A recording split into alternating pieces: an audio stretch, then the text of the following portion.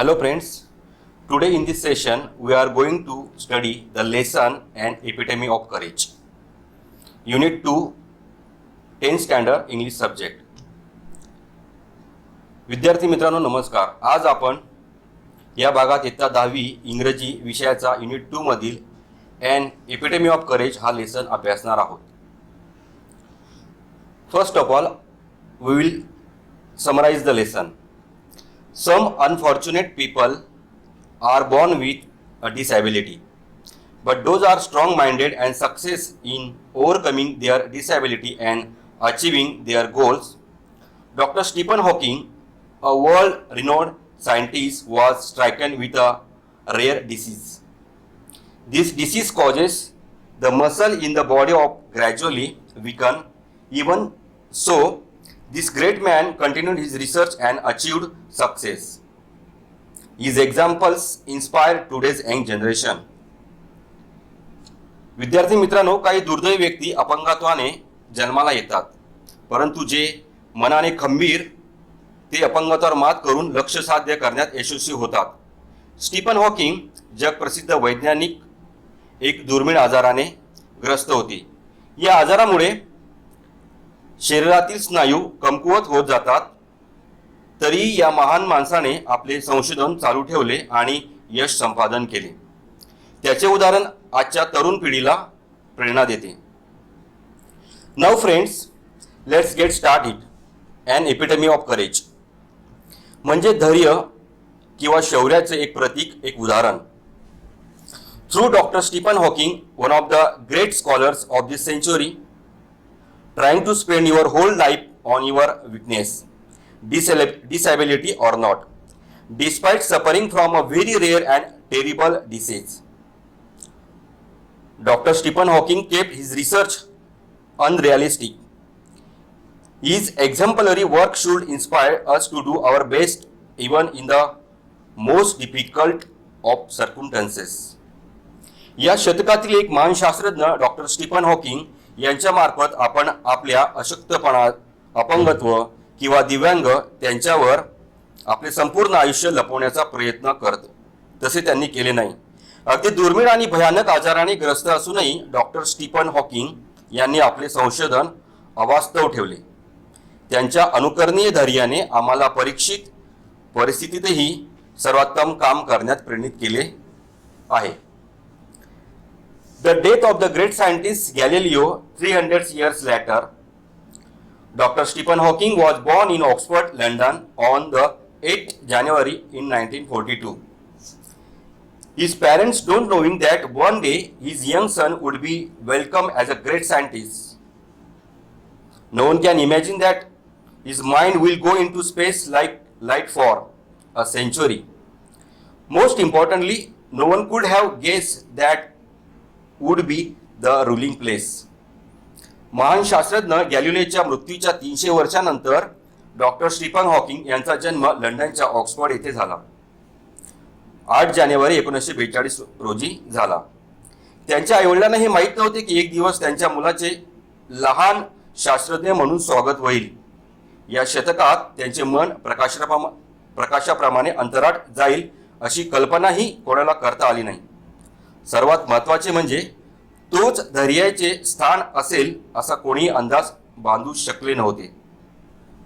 Courage is wonderful thing, the same quality so that people do not lose their mind when face with a painful great calamity. As well known legend of cosmology, doctor Stephen Hawking is the epitome of courage and hope without a mind. His whole body is bound to a wheeler due to the rarity of fate.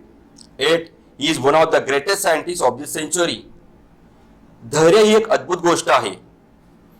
ती गुणवत्ता आहे ज्यामुळे एखाद्या महान आपत्तीला सामोरे जाताना लोक आपले मन गमावत नाही. कॉस्मॉलॉजीचे एक प्रख्यात पौराणिक कथा असलेले डॉक्टर स्टीफन हॉकिंग हेच धैर्य आणि आशेचे प्रतीक आहेत. त्यांच्या मनाशिवाय त्यांचे संपूर्ण शरीर एका व्हीलचेअरवर बंधनकारक आहे. प्राप्तांच्या क्रूर विटंबनांमुळे तरीही ते या शतकातील महान वैज्ञानिकांपैकी एक आहेत. Student, an ordinary boy Stephen became a teenager. He was full of mischief. He loved music and mathematics. His father wanted him to study of medicine, but Stephen studied physics. Yet he was inclined to study mathematics, as there was no mathematics course in the Oxford University at that time. विद्यार्थी मित्रांनो, Stephen एक सामान्य मुलगा होता. तो किशोरवयीन झाला. तो तळफांनी भरला होता, म्हणजे खोडकर होता. त्यांना संगीत आणि गणिताबद्दल खूप प्रेम होते. त्यांच्या वडिलांनी त्यांना औषधाचे शिक्षण घ्यावेसे वाटले असले तरी ते गणिताच्या अभ्यासाकडे वळले होते. त्यावेळी ऑक्सफर्ड युनिव्हर्सिटीमध्ये गणिताचा अभ्यासक्रम नव्हता, म्हणून त्याऐवजी त्यांनी भौतिकशास्त्राच्या अभ्यासाची निवड केली. At age 17, Stephen noticed that he was growing up. He was upset and fell down a few times for some reason. And he went to see his family doctor, who diagnosed him with a very cold dermaric disease, ALS, which caused the muscle in the body to eventually all weaken. Stephen would say had nothing to do with writing at some about the coordination of the childhood. He remembered that his writing draw his teacher crazy and he did not have tendency to play. However, he disease bolt from the blue. विद्यार्थी मित्रांनो, वयाच्या 17व्या वर्षी Stephen हे यांच्या लक्षात आले की तो वाढत्या प्रमाणात अनावर होत चालला आहे, की त्यांना जो भयंकर असा आजार होता आणि काही कारणास्तव काही वेळा ते खाली पडले. यामुळे ते अस्वस्थ झाले आणि त्यांच्या फॅमिली डॉक्टरला भेटायला गेले. आणि त्यांच्या फॅमिली डॉक्टरनी एक डायग्नोसिस केले, एक निदान केले की अत्यंत दुर्मिळ आजाराने म्हणजे ALS, ALOU अशा गेंग्रीन रोगाने ते त्रस्त आहेत, की ज्यामुळे मज्जासंस्था प्रभावित होते आणि अखेरीस शरीराचे सर्व स्नायू कमकुवत होतात. डॉक्टर स्टीफन म्हणतात की लहानपणीच त्यांच्या स्नायूंच्या समन्वयाबद्दल घरी लिहिण्यासारखे काही नव्हते. त्यांची आठवण आहे की त्यांच्या लिखाणातून त्यांच्या शिक्षिकेला वेळ लागायचे, तसेच त्यांचा खेळण्याकडेही कल नव्हता. तथापि हा रोग एका निळापासून एक बोल्ट म्हणून आला असावा. How much time he had left on his planet was very uncertain.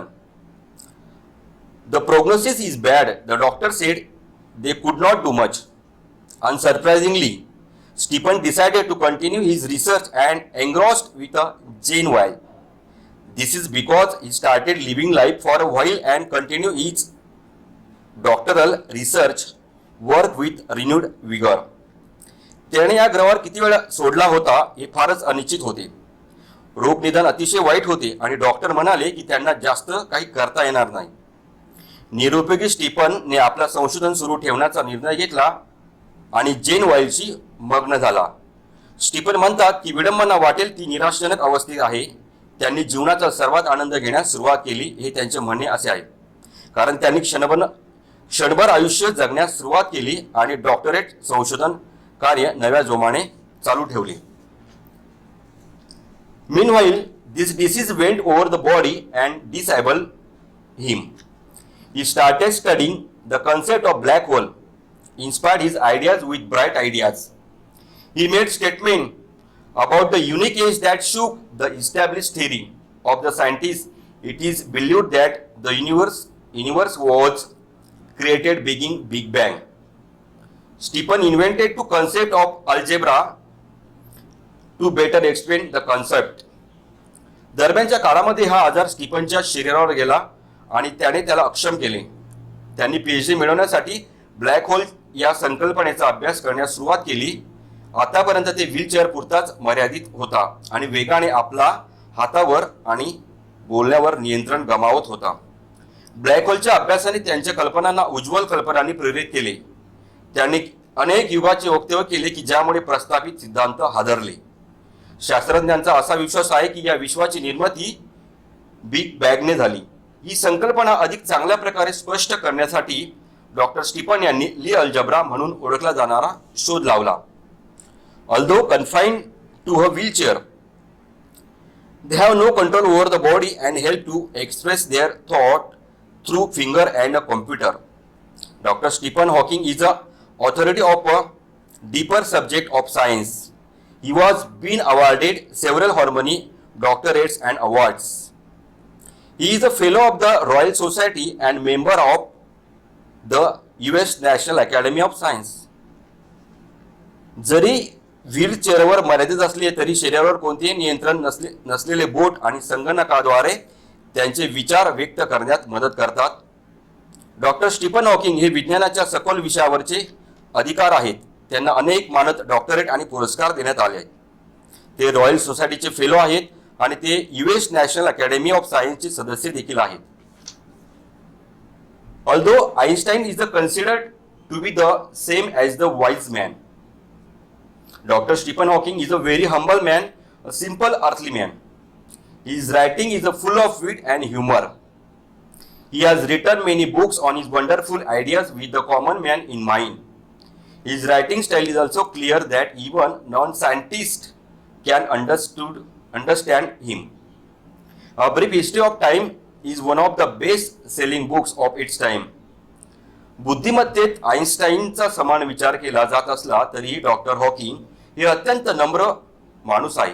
त्यांनी सर्वसामान्य माणसाला डोळ्यासमोर ठेवून आपल्या अद्भुत कल्पनांबद्दल अनेक पुस्तके लिहिली आहेत. त्यांची लिखाण बुद्धी व विनोद बुद्धी परिपूर्ण आहे की बिगर वैज्ञानिक देखील त्यांना समजू शकतात. A brief history of time हे त्यांचे पुस्तक आपल्या काळातील सर्वाधिक विक्रमी पुस्तकांपैकी एक आहे. When asked Dr. Stephen Hawking, optimistic and hopeful fashion, Dr. Hawking told them about the scary ALS. How it feels? They say, it is not much different from the rest, trying to live such a normal life. And let's think about my situation. Apologies. Dr. Hawking firmly believes that over the next 1,000 years, the mystery of the scientific universe, its origin, its history, and its final demise will be revealed. Do like Hawking, there are many people who show exemplary courage in their lives. Let's salute all those heroes who strive for their best despite the limbs. अशी विचारणा केली असता की आशावादी आशेचे उत्कटपणे doctor Stephen Hawking यांना भीतीदायक LS बद्दल कसे वाटते आणि ते म्हणतात, बाकीच्यांपेक्षा फारसे वेगळे नाही. मी शक्य तितके सामान्य जीवन जगण्याचा प्रयत्न करतो आणि माझ्या स्थितीबद्दल विचार करू शकत नाही किंवा ज्या गोष्टी मला करण्यापासून प्रतिबंधित करतात त्याबद्दल दिलगिरी व्यक्त करतो की जे जास्तच नाही. डॉक्टर हॉकिंग यांचा ठाम विश्वास आहे की पुढील हजारो वर्षात विज्ञान विश्वाचे मूळ रहस्य, त्यांचे मूळ इतिहास आणि त्यांचा शेवटचा निधनाचा देखील अंदाज येईल. डॉक्टर स्टीफन हॉकिंग प्रमाणेच असे बरेच लोक आहेत जे आपल्या जीवनात अनुकरणीय धैर्य दाखवतात. चला त्या सर्व शूरांना सलाम करूया जे अपंगत्व असूनही त्यांच्या चांगल्या प्रयत्नांसाठी प्रयत्न करतात. विद्यार्थी मित्रांनो, की आपण या धड्यामध्ये या पद्धतीत स्टीफन हॉकिंगच्या जीवनातील जे काही प्रसंग आलेत, त्यांनी अपंगत्वावर देखील मात केली आणि एवढे मोठे संशोधनात सुरुवात केली आणि ते परिपूर्ण केले आणि ते यशस्वी झाले. ती प्रेरणा आपण देखील घेऊ शकतो.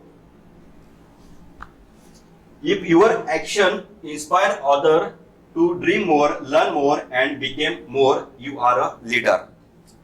Then, if you want to reach your goals, you have to be able to put up with the pain.